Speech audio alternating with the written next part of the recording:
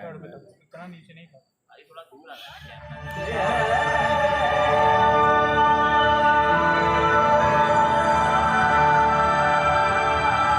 विनम्र किसान का बेटा था वो दृढ़ता का भंडार। वल्लभ भाई पटेल नाम कहलाता था सरदार। कृषक कार्मिक जनगण से था उसको प्यार अपार। अखिल देश ने उसे रहनुमा किया था स्वीकार। गांधी बापू का शिष्य, सत्य अहिंसा का अवतार, किंतु एक भारत करने को धर लेता हथियार। लौह पुरुष संबोधन था वो लोहे की दीवार। तेज पुंज तुम, शक्तिपीठ तुम, बल का सागर अपरंपार। ऋणी देश का नम्र नमन तुम स्वीकारो सम्मान।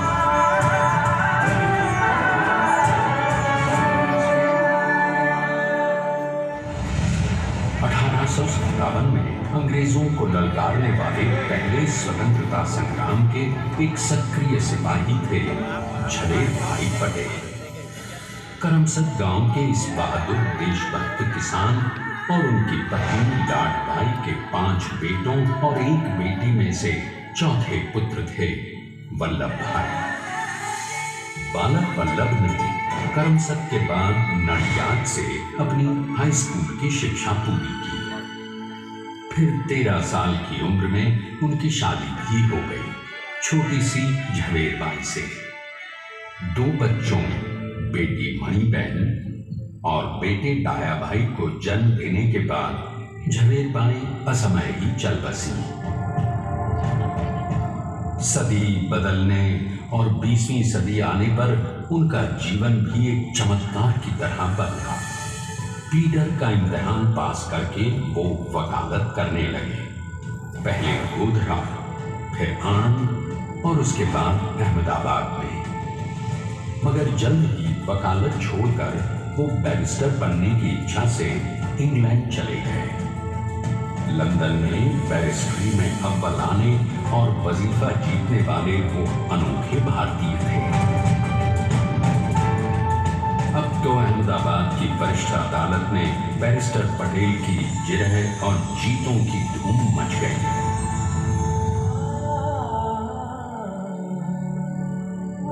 तभी एक युग पुरुष ने वल्लभ भाई के जीवन की धारा ही बदल दी। दक्षिण अफ्रीका में सत्याग्रह के अहिंसक अस्त्र से गोरे शासकों को सबक सिखाकर भारत वापस आए बैरिस्टर मोहनदास करमचंद गांधी से मिलकर वल्लभ भाई ने अपने कुछ बरसों से सीखे विदेशी व्यवहार और संस्कार हमेशा के लिए त्याग दिए और अब वो अपने खेड़ा के किसानों को हक दिलाने के लिए बापू के साथ आंदोलन में कूद पड़े। अब उनके पैरों में जूते नहीं, गांव की धूल थी। हृदय में भारत भूमि की शस्य श्यामला धरती। मन में थे गांधी और मस्तिष्क में एक नए स्वतंत्र भारत का सपना।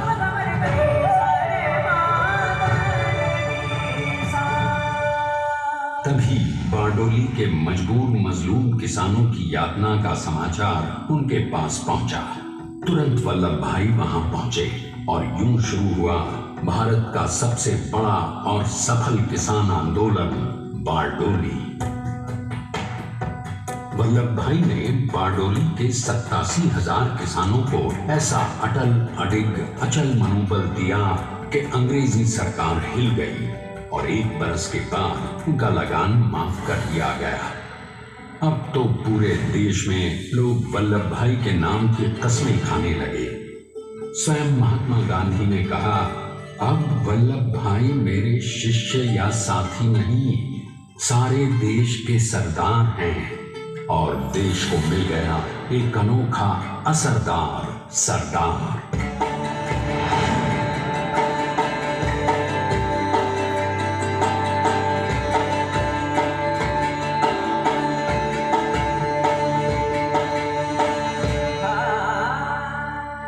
सरदार पटेल के नाम और देशभक्ति से अंग्रेज डर कर कांपने लगे।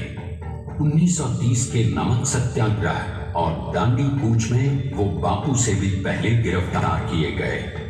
तो सन 1932 में फिर उन्हें बापू के साथ ही जेल में 2 सालों के लिए डाल दिया गया।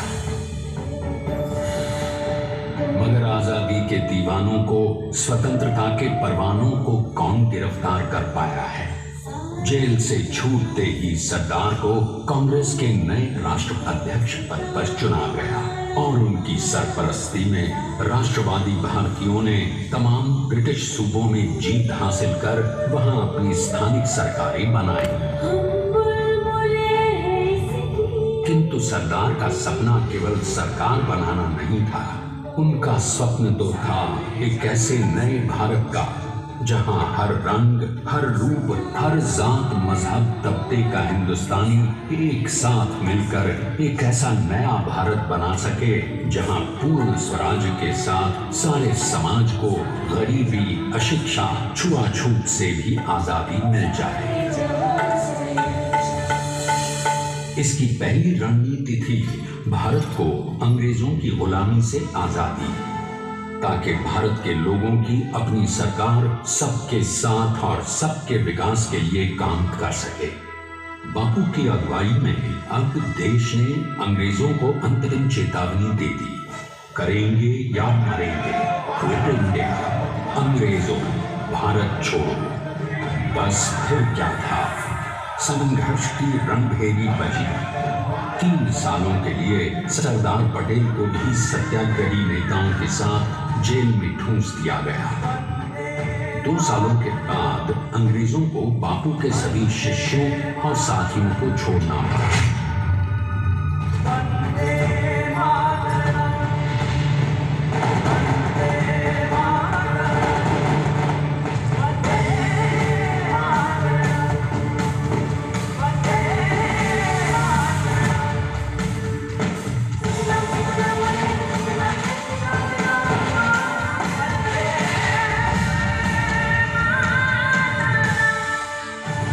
स्वतंत्रता के स्वप्न के सच होने के साथ अब सरदार पर कई एक नई जिम्मेदारियां थीं। आने वाली आजादी की तैयारी और एक नए भारत के लिए नए लोकतांत्रिक संविधान की संरचना। जैसा उनके साथी ने खुद कहा था, सरदार ने ही 6वीं हथौड़ी लेकर एक नए भारत को उकेरा है।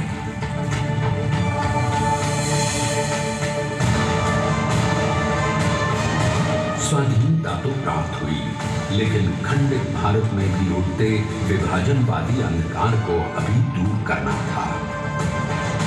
जब देश के खंड खंड होने का भय उत्पन्न होने लगा, तो सरदार ने निर्भय होकर खुद अपनी केंद्र सरकार और साथियों को भी चुनौती दे डाली और जम्मू कश्मीर को बचाने के लिए सारे देश का आकाश वायुयानों से भर गया।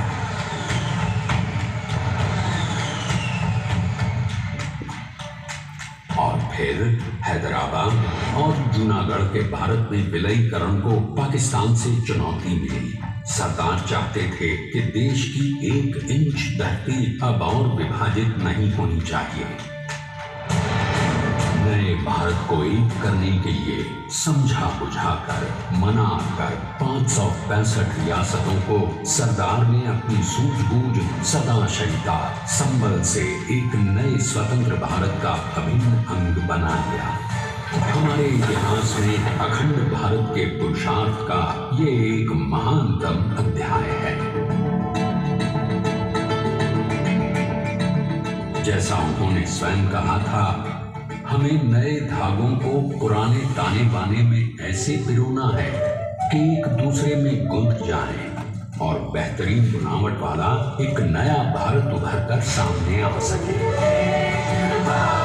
अंततः अपने वज्र दृढ़ संकल्प से एक नया विराट विशाल एक भारत श्रेष्ठ भारत बनाकर दिखा ही दिया सरदार ने। संसार के सबसे बड़े प्रजातंत्र के शिल्पी को प्रणाम करने के लिए देश ने बनाया है ये समर्थ स्मारक, स्वाधीन भारत को समर्थ भारत में बदलने वाले सरदार पटेल को समर्पित प्रेरणा तीर्थ भी है। प्रधानमंत्री श्री नरेंद्र मोदी के नेतृत्व में बनी विश्व की इस विशालतम प्रतिमा के सामने आकर सारी दुनिया जैसे स्वयं भी नतमस्तक हो जाती है।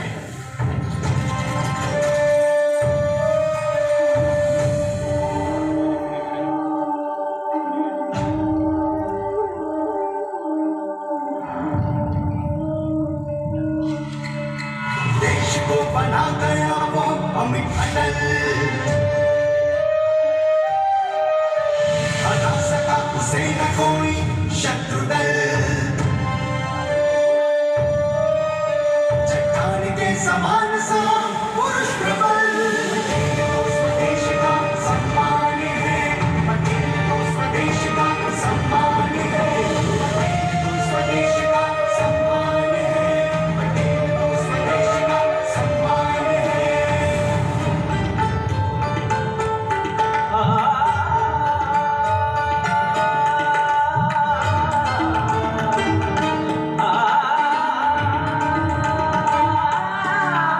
ऊंचाइयां आकाश को छुए हुए,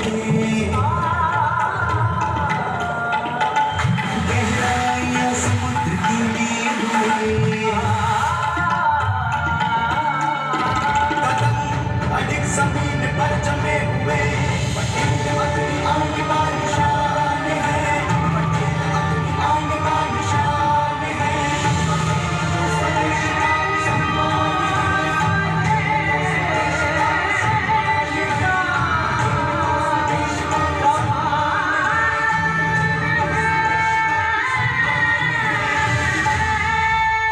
आइए हम देखते हैं कि अपने लौह पुरुष को श्रद्धांजलि देती 182 मीटर ऊंची विश्व की सबसे विशालकाय प्रतिमा का निर्माण कैसे हुआ।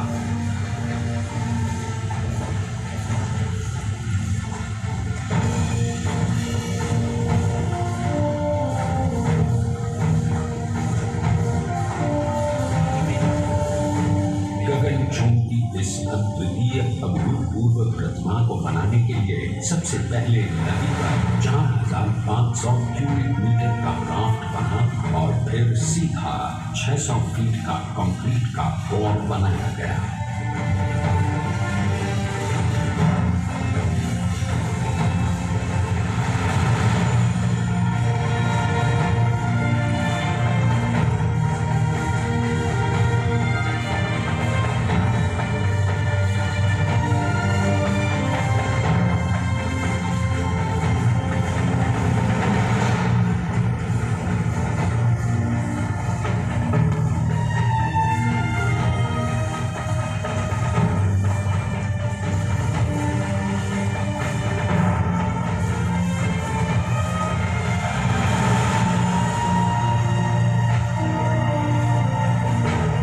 इस कंक्रीट बोर्ड के साथ लगाया गया स्टील का फ्रेमवर्क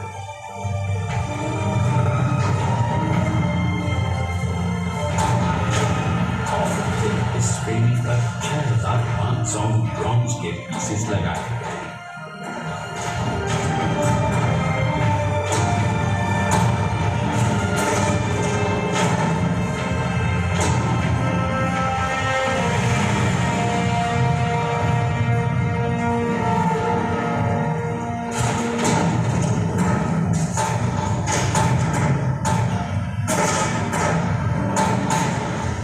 सोचिए कि 182 मीटर ऊंचे इस भव्याति भव्य स्मारक के निर्माण में कितना सामान और मेहनत लगी। 70,000 metric ton cement, 18,500 metric ton reinforcement steel, 6,000 metric ton structural steel और 1,700 मीट्रिक टन ब्रॉन्ज।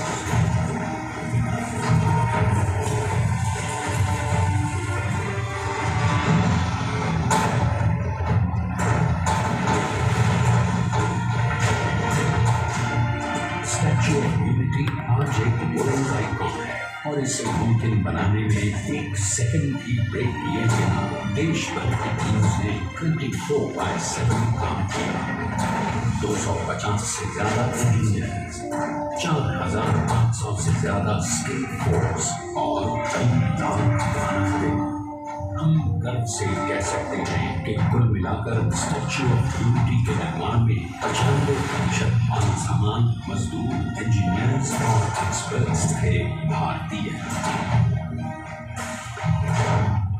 जानते हैं कि 182 मीटर ऊंची इस भव्य प्रतिमा को बनाने में कितना समय लगा? डिजाइन के लिए 12 महीने और निर्माण के लिए 34 महीने, यानी कुल मिलाकर केवल 46 महीने।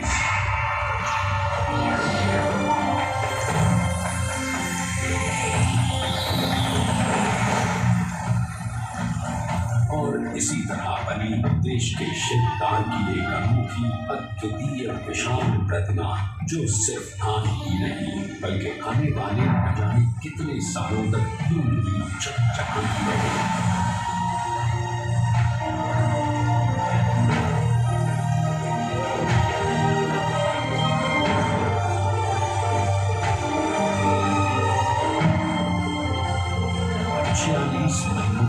लगातार बिना रुके एकजुट होकर न जाने कितनों ने परिश्रम किया और उनका साथ दिया भारत की 125 करोड़ जनता। और तभी मुमकिन हो पाया एक ऐतिहासिक निर्माण जो आज कहलाता है भारत की नई पहचान। स्टैच्यू ऑफ यूनिटी, विश्व की सबसे ऊंची प्रतिमा। सरदार ने अपनी गंभीरता, शालीनता और दूरदर्शिता से भारत को संगठित करने के असंभव कार्य को संभव कर दिखाया।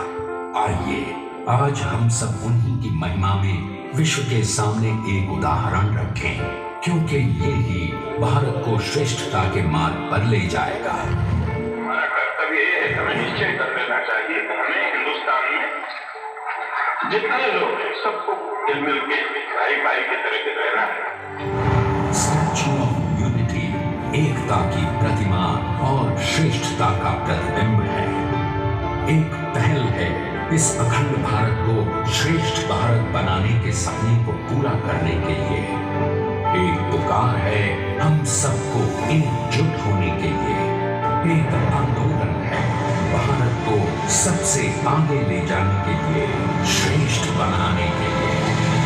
आपके योगदान और विश्वास से ही बनेगा एक भारत श्रेष्ठ भारत। एकता का संदेश है कि भाषा ने भाव एक, राज्य अनेक, राष्ट्र एक, पंथ अनेक, लक्ष्य एक, बोली अनेक, स्वर एक, रंग अनेक, तिरंगा एक, समाज अनेक, भारत एक, रिवाज अनेक, संस्कार एक, योजना अनेक, मकसद एक, कार्य अनेक, संकल्प एक, राह अनेक, मंजिल एक, पहनावा अनेक, दीपा एक, चेहरे अनेक, मुस्कान एक। ये एकता का संदेश लेकर के हम चले। और भाइयों बहनों, ये भारत की विशेषता है, विविधता में एकता। यही भारत की विशेषता है।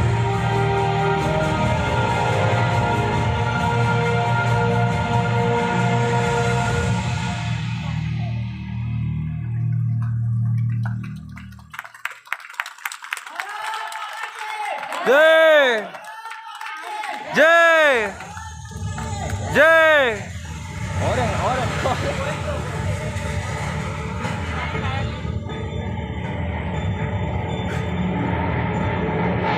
Please stand up for the national anthem.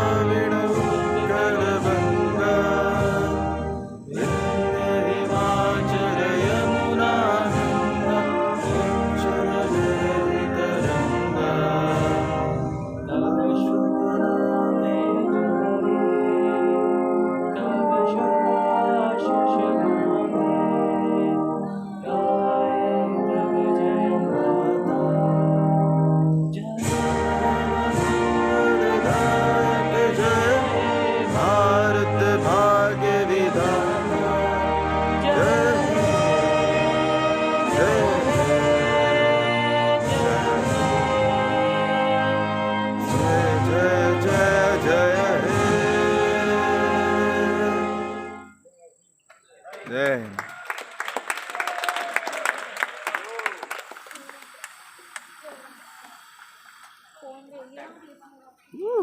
बस ये नहीं करना चाहिए था, लाइट ऑन नहीं करनी चाहिए। ना ग्राफिक्स का काम बहुत। हाँ कैसा लगा? 20 मिनट का ही था। Very nice, good, very nice. पीछे